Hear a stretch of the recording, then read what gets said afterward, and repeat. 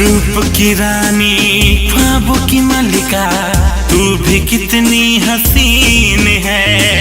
तेरे लबों की ये जो हंसी है, दिल को करती संगीन है। रूप की रानी ख्वाबों की मलिका, तू भी कितनी हसीन है।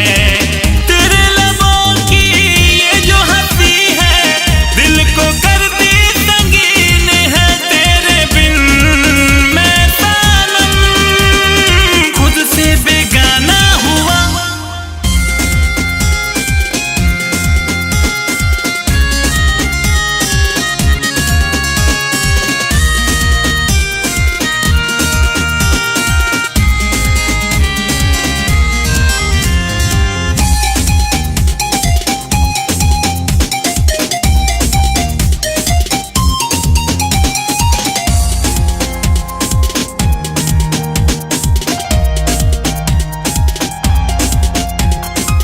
तरस रहा हूँ, तड़प रहा हूँ तेरी एक मुलाकात को।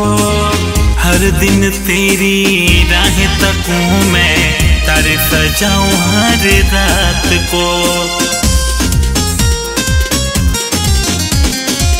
तरस रहा हूँ, तड़प रहा हूँ तेरी एक मुलाकात को।